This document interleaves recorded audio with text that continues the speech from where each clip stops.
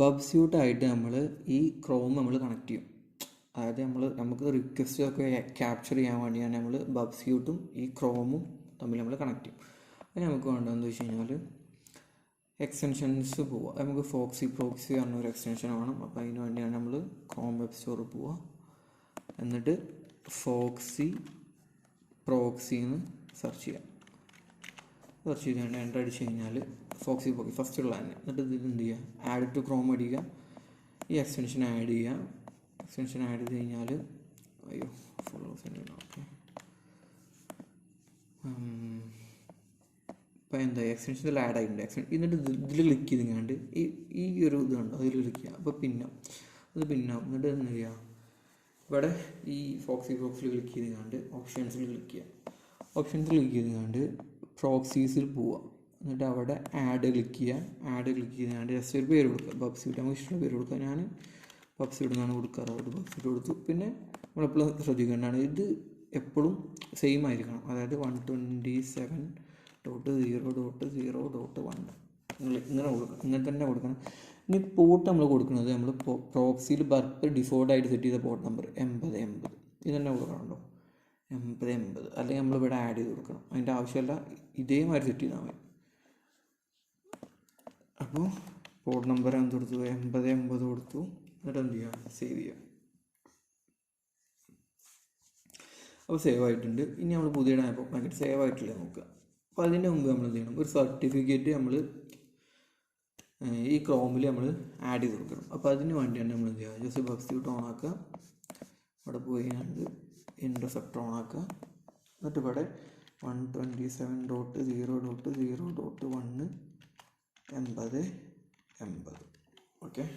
വേറെ എന്ത് ചെയ്യുക, എൻ്റർ അടിച്ച് കഴിഞ്ഞാൽ ബബ് സ്യൂട്ട് കമ്മ്യൂണിറ്റി എഡിഷൻ എന്ന് പറഞ്ഞൊരു സാധനം ഒരു ബ്രൗസറിൽ ഓപ്പൺ ആയിട്ട് വരും. എന്നിട്ട് ഇവിടെ കണ്ടു CA സർട്ടിഫിക്കറ്റ് ഇതിൽ ക്ലിക്ക് ചെയ്യുക. അപ്പോൾ എന്താ ഒരു സർട്ടിഫിക്കറ്റ് ഡൗൺലോഡ് ആവും.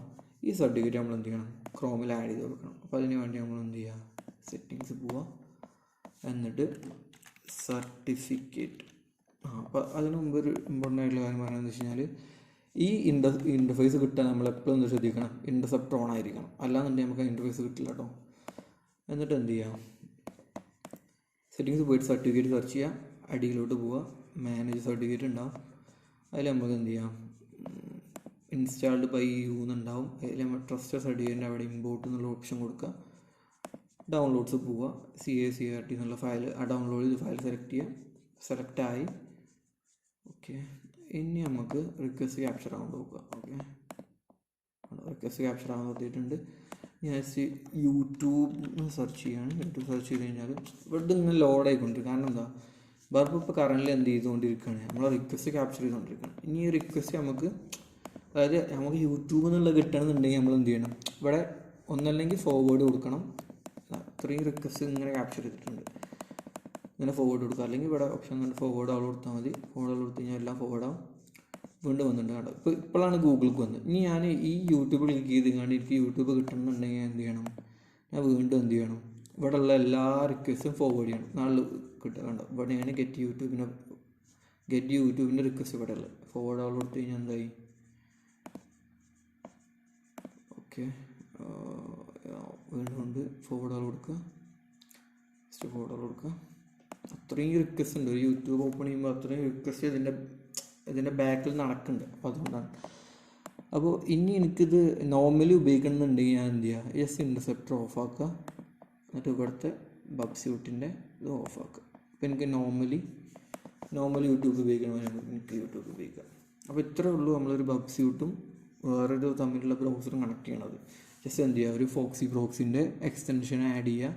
അതിൽ നമ്മൾ എന്ത് ചെയ്യുക, ഓപ്ഷൻസിൽ നമ്മളെ ലോക്കൽ ഹോസ്റ്റിൻ്റെ IPയും പോർട്ട് നമ്പർ സെറ്റ് ചെയ്യുക. എന്നിട്ട് നമ്മൾ എന്ത് ചെയ്യണം, എന്നിട്ട് നമ്മൾ ബബ് സ്യൂട്ടിൻ്റെ സർട്ടിഫിക്കറ്റ് ക്രോമിൽ നമ്മൾ ആഡ് ചെയ്യണം. ആഡ് ചെയ്തതിന് ശേഷം നമ്മൾ എന്ത് ചെയ്യുക, നമുക്ക് റിക്വസ്റ്റ് ക്യാപ്ചർ ചെയ്യണമെന്നുണ്ടെങ്കിൽ ഇൻ്റർസെപ്റ്റർ ഓൺ ആക്കുക.